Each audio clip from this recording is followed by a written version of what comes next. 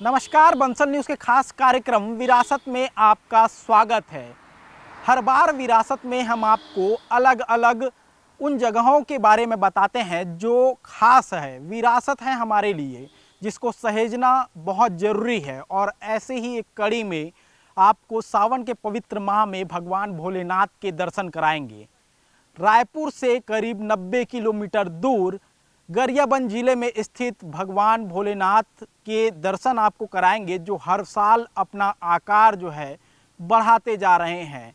कैसे इनकी खोज हुई और अब तक क्या कुछ हुआ इस पूरे मंदिर में, आपको विरासत के माध्यम से बताने की कोशिश करेंगे। चलिए गरियाबंद चलते हैं, जहां भगवान भोलेनाथ की पूरी कहानी आपको बताएंगे।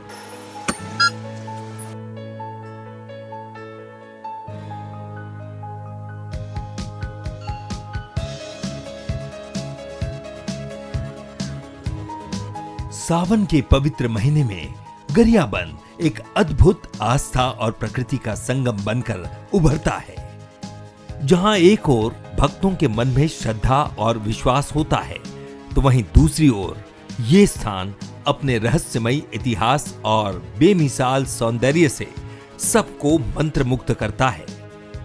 चलिए हम आपको लेकर चलते हैं उस दिव्य धरती पर, जहां भगवान भोलेनाथ के चरणों में हर श्रद्धालु की मुराद पूरी होती है। पुरातन काल में जब आप किसी राज्य के अंदर प्रवेश करते हैं तो उस राज्य के राजा की अनुमति जो है वो अनिवार्य होती है। हम गरियाबंद जा रहे हैं और गरियाबंद पहुंचने के ठीक पहले बारूका में एक मंदिर है कचना धुरवा का। कचना धुरवा माना जाता है कि गरियाबंद और बिंद्रानवागढ़ की जो रियासत है वहाँ के राजा हुआ करते थे, और लोग यहाँ रुकते हैं, माथा टेकते हैं ताकि इस राज्य में प्रवेश कर सके, और प्रवेश कर अनुमति मांगते हैं, और अनुमति के साथ ही यात्रा की मंगलमय होने की कामना भी करते हैं। आइए आपको दर्शन कराते हैं कचना धुरवा का। उसके बाद आगे बंसल न्यूज़ की यात्रा जो है वो शुरू होगी। आइए चलते हैं और कचना धुरवा की आपको दर्शन करवाते हैं। सावन का महीना और गरियाबंद का अद्भुत और अलौकिक संबंध है, जहां हर कांवड़, हर मन्नत, हर प्रार्थना भगवान भोलेनाथ के दर पर समर्पित होती है। गरियाबंद आने से पहले कचना धुरवा के मंदिर में माथा टेकना जरूरी है, जैसे एक धार्मिक प्रवेश पास। यहां से शुरू होती है एक अनोखी यात्रा, जो सिर्फ आस्था का मार्ग नहीं बल्कि एक ऐतिहासिक धरोहर भी है।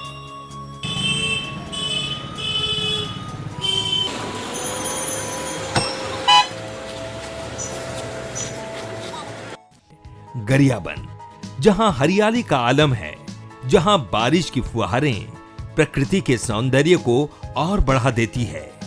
ये स्थान सिर्फ प्राकृतिक सुंदरता का ही नहीं बल्कि आस्था का भी केंद्र बन चुका है। सावन में यहाँ की हरियाली, झरने और नदियां मानो भगवान भोलेनाथ का आशीर्वाद बरसाती है। गरियाबंद की जीवन रेखा पैरी नदी इसके सौंदर्य को और भी निखार देती है। बारिश के मौसम में छत्तीसगढ़ खुशनुमा हो जाता है। अपनी खूबसूरती जो है वो 16 श्रृंगार लिए नज़र आती है। मेरे पीछे की तस्वीर देखिए, किस तरह से पहाड़ जो है वो नज़र आ रहे हैं। बारिश के मौसम में इस तरह हरियाली जो है वो देखने को मिलती है। और ठीक बगल में अगर देखेंगे तो पैरी नदी जो है बहुत ही शांत बहती हुई नज़र आ रही है। मानो ये एक संदेश देने की कोशिश कर रही हो कि जीवन में थकना नहीं है, रुकना नहीं है, हमेशा आगे बढ़ते रहना है। विरासत में आज हम आपको भूतेश्वर महादेव के दर्शन करवाएंगे, लेकिन उससे पहले रास्ते जो हैं वो कितने मनोरम हैं वो भी देखिए कि चारों तरफ जो हरियाली है वो नज़र आ रही है। बहुत शांत बहती नदी जो है वो नज़र आ रही है। छत्तीसगढ़ जैसे राज्य जो है वो अपनी खूबसूरती की जो छटा है वो बिखेरते नज़र आते हैं, और ऐसा ही नज़ारा गरियाबंद के रास्ते में भी नज़र आता है, जहां विरासत में हम आपको दिखाएंगे, भूतेश्वर महादेव के दर्शन कराएंगे और विशेषता बताएंगे कि भूतेश्वर महादेव कैसे जो है कहानियों उनकी कहानियाँ कैसी हैं और किस तरह से भूतेश्वर महादेव जो है हर साल बढ़ते जा रहे हैं। गरियाबंद का सबसे महत्वपूर्ण स्थान भगवान भूतेश्वर नाथ का मंदिर है, जहां एक अद्वितीय स्वयंभू शिवलिंग स्थित है जो हर साल बढ़ता ही जा रहा है। इस विशाल शिवलिंग की महिमा देश ही नहीं विदेशों तक फैल चुकी है। गरियाबंद का ये स्थान साल दर साल श्रद्धालुओं से भरा रहता है, जहां भक्तों की आस्था और विश्वास की कोई सीमा नहीं है। छत्तीसगढ़ के आस्था का एक बड़ा केंद्र भगवान भूतेश्वर नाथ विश्व का सबसे बड़ा शिवलिंग के रूप में इसे माना जाता है और यहाँ हम पहुँच चुके हैं। आगे भगवान भूतेश्वर नाथ की कहानी भी बताएंगे कि कैसे इसकी खोज हुई और कैसे इतने प्रसिद्ध जो है भगवान भूतेश्वर नाथ हुए। आइए चलते हैं, आपको दर्शन भी कराएंगे और कहानी भी बताएंगे कि किस तरह से भगवान भूतेश्वर नाथ जो है वो हर साल बढ़ रहे हैं।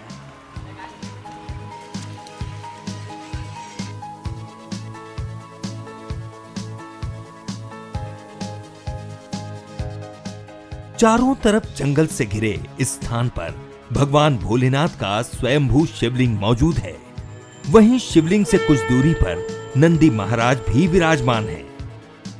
कहा जाता है कि इस स्थान पर पहले जंगल हुआ करता था, जहां से नंदी के गर्जन की आवाज सुनाई देती थी। आवाज सुनकर लोग यहां पहुंचते तो थे, लेकिन उन्हें कुछ समझ नहीं आता था।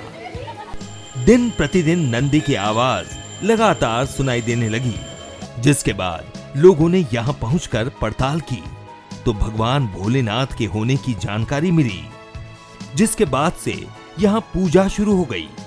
कण कण में बसे हैं भगवान भोलेनाथ। भोलेनाथ के अनेक रूप जिसको पूजती है पूरी दुनिया, और उसी एक रूप में से ये गरियाबंद का भूतेश्वर महादेव भी है।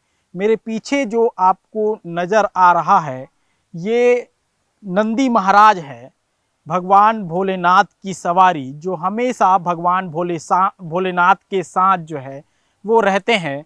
और ये जो नज़र आ रहा है ये नंदी महाराज है, और ठीक पीछे आप देखेंगे भगवान भोलेनाथ जो है वो है भूतेश्वर भोलेनाथ के रूप में इसे गरियाबंद में पूजा जाता है। एक विशाल शिवलिंग के रूप में, करीब इसकी ऊंचाई 80 फीट बताई जाती है। और इस रूप को आपको बहुत नज़दीक से दिखाएंगे कि भगवान भोलेनाथ का ये भूतेश्वर स्वरूप कैसा दिखता है और इसका इतिहास क्या है, ये भी बताएंगे। आइए चलते हैं भगवान भोलेनाथ के भूतेश्वर स्वरूप को देखने।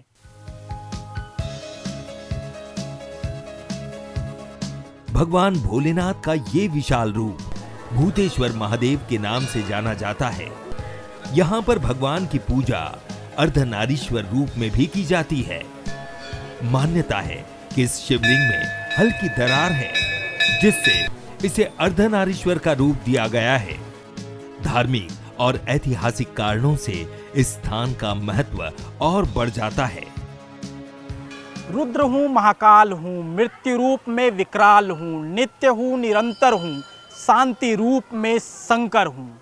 मेरे पीछे की तस्वीर आप देखिए, भव्य भोलेनाथ का शिवलिंग, करीब 80 फीट ऊंचा ये शिवलिंग और 220 फीट इसकी गोलाई है। प्रकृति ने इसे ऐसा बनाया कि स्वयंभू शंकर हो गए, और शंकर हुए तो जग में पूजे गए और भोलेनाथ भूतेश्वर के रूप में पूजे गए। और इस वक्त देख सकते हैं कि बड़ी संख्या में लोग भी पहुंचे हुए हैं।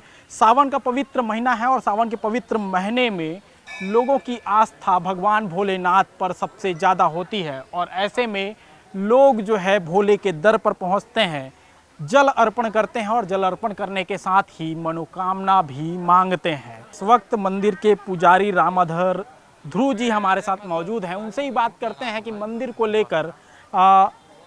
पंडित जी, ये जो शिवलिंग है, ये शिवलिंग इतने बड़े आकार में जो है नज़र आ रहा है, पहले कैसा था? ये कहा जाता है कि हर साल बढ़ रहा है इसका रूप। पहले ये बहुत छोटा था, ऐसे जानकारी मिला है बुजुर्गों से, हमारे दादा परदादा जो थे वो बताते थे कि पुराने ये में पहले छोटे था ऐसे करके। छोटा स्वरूप था, ये हर साल बढ़ता है इसका स्वरूप जो है? हर प्रतिवर्ष इसका स्वरूप जो है 1 से 1.5 इंच बढ़ता है। 1 से 1.5 इंच हर साल बढ़ता हम्म। है।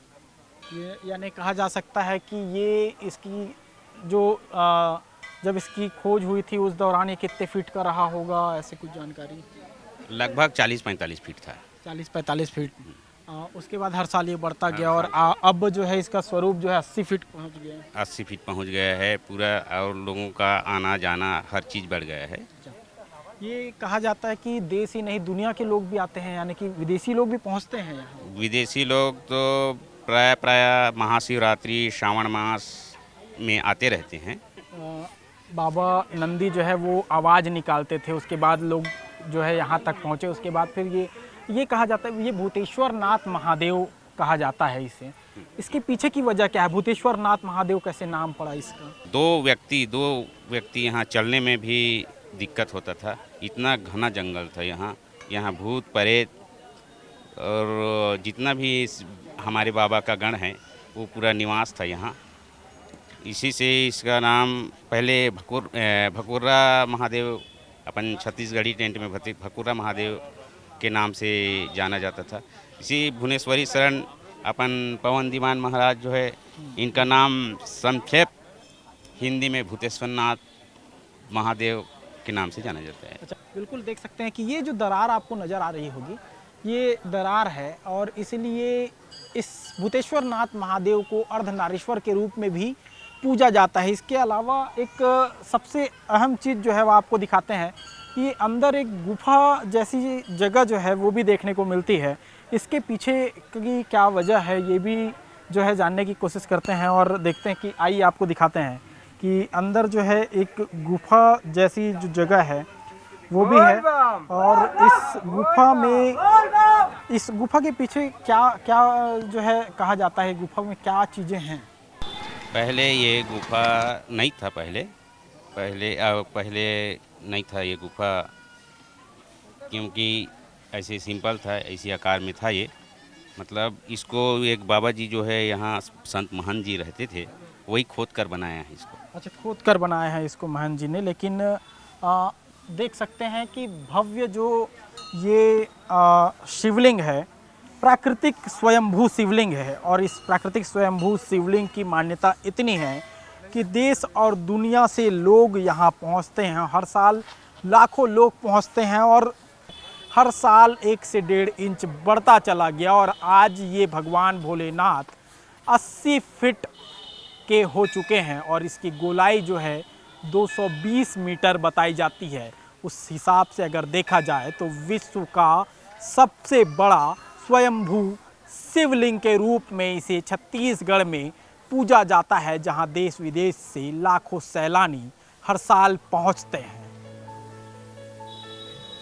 भगवान भूतेश्वर नाथ की महिमा अब सिर्फ छत्तीसगढ़ तक सीमित नहीं रही, बल्कि देश और विदेश से लोग यहाँ अपनी मन्नत लेकर पहुंचते हैं।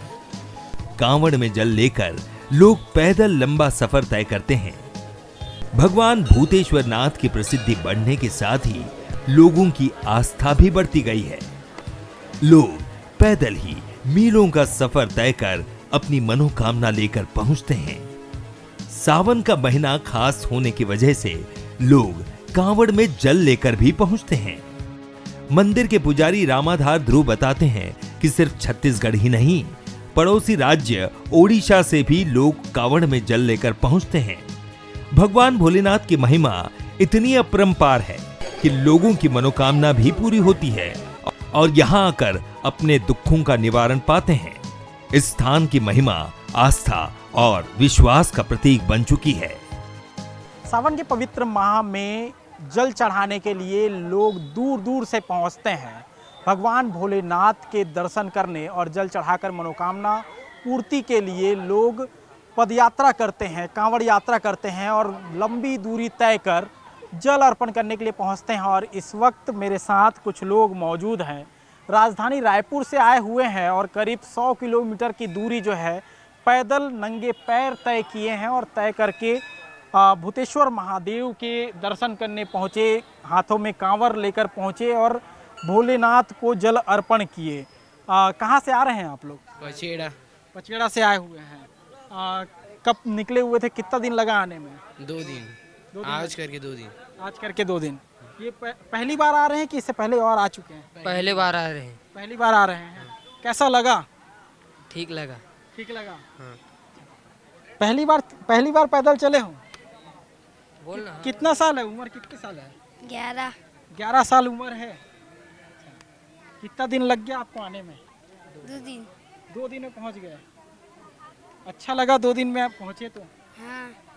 अच्छा, ये हर साल जो है लोग पहुंचते हैं, बहुत दूर दूर से मनोकामना लेकर पहुंचते हैं। कोई मनोकामना लेकर पहुंचे? हाँ। अच्छा, मनोकामना है, पूरा होगा? भगवान भोलेनाथ पूरा करेंगे? हाँ, भरोसा है। भगवान भोलेनाथ पर भरोसा है। कोई मनोकामना है आपकी भी? लग रहा है पूरा हो जाएगा। हाँ, हो जाएगा। मन्नत है और मन्नत पूरी होगी, ये आस्था है। और यही आस्था है, भगवान भोलेनाथ हर किसी की मनोकामना पूरी कर देते हैं। यही वजह है कि भोलेनाथ भोले ही हैं और लोग जो है बड़ी दूर दूर से कांवर यात्रा लेकर पहुंचते हैं और भोलेनाथ को जल अर्पण करते हैं। राजधानी रायपुर हो या और कोई दूर का इलाका, उड़ीसा से भी लोग यहाँ पहुँचते हैं और भगवान भोलेनाथ को, भूतेश्वर नाथ को जल अर्पण करते हैं। और ये सिलसिला अभी से नहीं, सालों से बदस्तूर जारी है। और इसके अलावा लोग जो है दर्शन करने के लिए ऐसे भी पहुंचते हैं, मनोकामना लेकर पहुंचते हैं, जिसे भोलेनाथ बड़ी आसानी से पूरा कर देते हैं।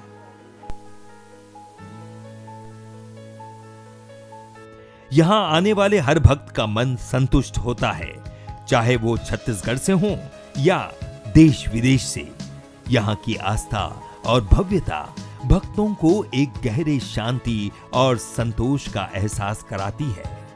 कहते हैं कि भगवान भोलेनाथ के दर पर जो भी आता है उसका कष्ट दूर हो जाता है। सावन का महीना और शिवालयों में भक्तों की भीड़ हर सावन के माह में ये देखने को मिलती है। और भगवान भोलेनाथ का स्वरूप जब विकराल हो तो भीड़ भी वैसे ही पहुंचनी शुरू हो जाती है।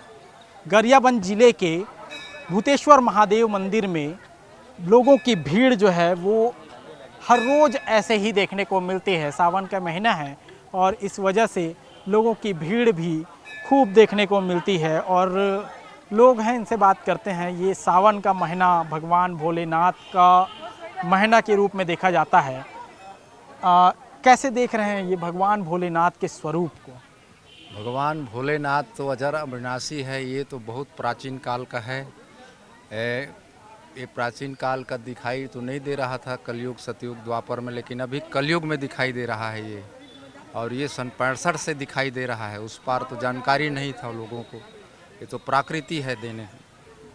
गरियाबंद जिला का सबसे बड़े, और बताते हैं कि भारत में सबसे बड़े भगवान शिव जी बताते हैं बुजुर्ग लोग। और हम 40 साल से आ रहे हैं, तब से देख रहे हैं, तो थोड़ा थोड़ा इसका रूप तो बढ़ते जा रहा है। ऐसे कैसा अनुभूति होता है जब आप यहाँ आते हैं?